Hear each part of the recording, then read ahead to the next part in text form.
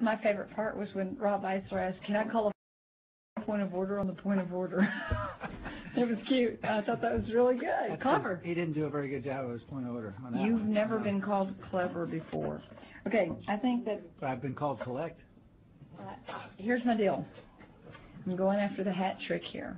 I've laid this bill out in this committee twice before. I think the third time is the charm. And let me talk to you. I think every time we've improved it, Mr. Chairman, and I think we're going to get there. Many of you have heard a little bit about RFID. I think when I first laid this out in 2007, people were like, what is RFID? It's technology known as radio frequency identification. RFID chips are in lots of different products. They're used to track inventory. It gives you some real-time feedback. And currently, we have some school districts that are using RFID technology. House Bill 1134 would allow for only the voluntary use of such tracking technology in public schools and prohibit public schools from requiring students to use this technology with the parents. The parents can actually just opt out. The measure requires that school offer an alternative method of identification if the child's parents or guardian submits an objection to the tracking device. Unlike adults, children don't have a choice on whether they participate in tracking measures. The bill protects students with 2 layers of protection against these potentially undesired tracking devices. And I would say that the other part of the bill that I think it works on is that it allows it makes the school districts actually have a school board meeting where they have to approve such use of RFID technology. You know, I don't want to make this where, you know, we're scared to use technology in schools.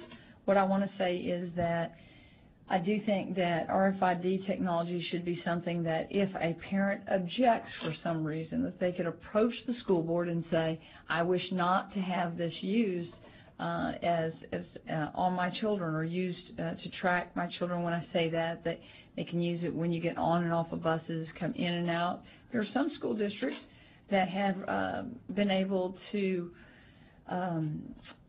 access this technology and actually increase their ADA, which is interesting that the good old-fashioned way, Dr. Allen, like you used and like I guess was used or is being used on my children right now, which is calling roll and doing those things is not good enough. You're going to hear from some vendors today that talk about it's nearly impossible to let people opt out because then I think it does not allow the system to work. There's no other measure that they can introduce, and I'm really happy to work with these folks. But I think as we move through the technology age, more and more is going to be heard about this. I know that the Houston station just did something. I handed out a article to y'all.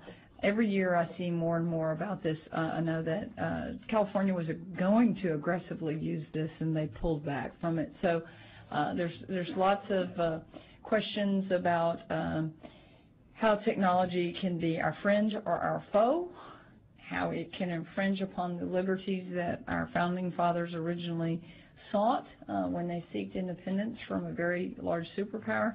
And I just want to be cautious as we move forward. I'm always about empowering the parent. As a mother of a second grader and a sixth grader, you know, I look at the public school system and I'm really proud of it. And I, you know, also look at the empowerment of a parent in the decisions that we make. And I, you know, actually over the weekend made some decisions with Lois Hayes about what she was and wasn't going to do. We're looking at AP courses for 7th grade and different things. And so this is just one more ability to allow the parents some say. And it also would require the school board to approve this in a public setting, which I think is good, rather than just decide we're going to introduce this technology without the approval of the board. With that, I close. Well, you might want I believe in the hat trick. 3 times is a charm. Any questions for Chairman? Hold both arms up. It's a 3-pointer. Score. That's right. Mr. Chairman. That's true. Okay. No questions? No questions, see? Trying. It's more like one of those half-court shots that they Yeah. play in the grass. Yeah, there you go. I can do it. I can throw it as far. Nothing but net. That's what I like to say. I do want to say that some of the vendors approached me. I knew a CPA that used to say that. Nothing but net. Yeah. Okay, I won't go there. Mr. Chairman, Dr. Acock. I asked you about this bill 2 years ago, didn't I? Yeah, you did. I'm gonna try to seek re-election so I can lay it out 4 times. I'm gonna just keep going. Do you carry your RFID tag? I do. Okay. Well, sometimes I leave it in different places. I Yeah. trick them up. We all tend to. But yeah, there's a lot of technology out there.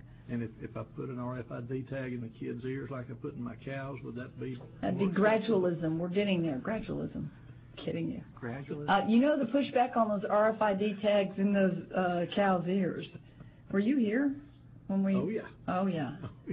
I spent a whole interim trying to get us out of that quandary, and I think we eventually did with the Texas Animal Health Commission. Yeah, it was a big deal. RFID tags in the cows' ears.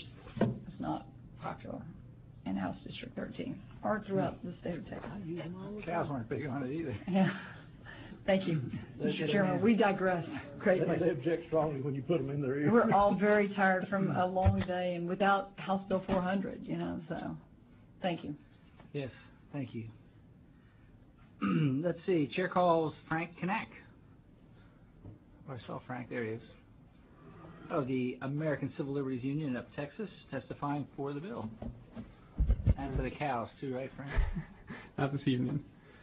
Chairman Eisler, members of the committee, thank you for the opportunity to testify today. My name is Frank Knack. I'm a policy and advocacy strategist with the ACLU of Texas, and I'm here to testify in support of HB 1134. The ACLU has a long history of looking at cutting-edge technology and also looking at the unintended consequences of cutting-edge technology. And I think RFID chips is a quintessential example of unintended consequences that have come with new technology. And we think that HB 1134 would create some basic insurances to ensure that parents maintain the right to ensure that their control over their children's education and their control over their children's religious practices is ensured. A lot of parents may be concerned that by requiring their child to carry an RFID chip in school every day, that they'd be teaching their child that it's appropriate for the government to track their child and to think that that's okay growing up without having done anything wrong. In addition, we've seen parents who are concerned from a free exercise point of view that RFID chips is quote the mark of the beast, and that by requiring their children to carry that card, they would be the government would be infringing on that parent and that child's free exercise of religion. So from a parent's rights perspective, we think that by allowing them to opt out is a common sense solution to the current question. In addition, just looking at RFID technology more generally, we have some concerns with it as well. It's been stated that RFID is a proven technology, but yet there have been a number of flaws we've seen over the years with that technology. For instance, I'll go over a few quickly. In 2009, the RFID chips in U.S. passports were cracked and copied from a distance of 30 feet using $250 in parts bought from eBay. And that is the RFID chip that is the smart chip, and that's not necessarily what we're going to have when we have RFID chips in student badges. So that's the most secure encrypted technology.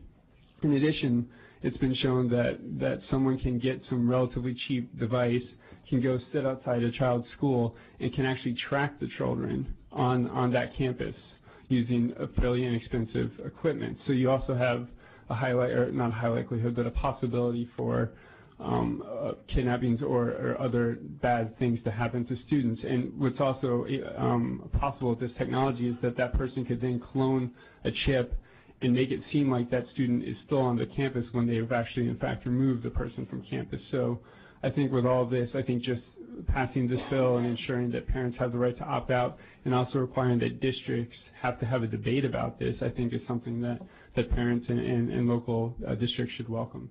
And with that, I'll close. Thank you. Any questions for Mr. Knack? Well, thanks, Frank. Well, thank you. Good evening. Well, let's see. We have a couple of may testify with a chair calls Michael Wade of Wade, Garcia and Associates, testifying against the bill. Hello, my name is Mike Wade with Wade, Garcia and Associates. We're headquartered in San Antonio, Texas. We are a consulting firm for the RFID industry. We began developing product for healthcare. One of our installations was at Seton Hospital, where we're using ultrasound, not RFID, to track patients and inventory. And I was approached by the schools. I never thought about working with the school districts. And it was a comment made by a superintendent in San Antonio in regards to tracking or monitoring students on a bus because of some neighborhoods where children are left off, and what technology would help. And I suggested RFID, and I met with a gentleman in Houston, Texas at Spring ISD who attempted to use the technology using a passive system, not an active system, but a passive system, whereby you ran a tag by a reader at the bus, and it only gave them 70% read rate. So I suggested that we work together on a pilot, and we did this with 200 students on a school bus in Houston, and we were able to read up to 98% accuracy. And at that point, the school district was interested. We started out in school buses, and then we started the installation with students. This is the active tag. It's an ID badge we have developed. The tag is worn by both staff and students. As of today, we have almost 30,000 students and staff wearing the badges. As far in regards to security, and I actually support the bill, quite frankly. The only concern I have is the opting out. The system is when you're establishing an ID badge policy, the opting out does cause concerns, and we would like to discuss it further. But other than that, I understand the security issues. We do support all student data is located at the school, and we also locate all the data at Region 4 in Houston. So the data is very secure. In regards to the newscast not too long ago, in regards to someone developing a reader and being able to read the tag, the only thing on the tag is an ID number. There's no information on the tag. So I don't know why anyone would do that or what information they think they would gather. But I do, as Wade Garcia, we appreciate meeting with you. This has been a very successful system. It has helped the schools with ADA. And the reason why that happens is that the teacher takes attendance every morning, and there are numerous students throughout the building, and for some reason are not there when they take that attendance. And what happens, they use our system and reports, and they find the kids located in the building, and they actually physically go over and verify that the child is there. And of course, that helps the schools with ADA. What's the range? What's the range on that? In the building, it's approximately 100 feet. We can actually mount the reader outside, and it'll go approximately 300 feet. So it's we had a newscast not too long ago that we were able to track somebody several miles away, and that's just not the case. It's just outside the buildings.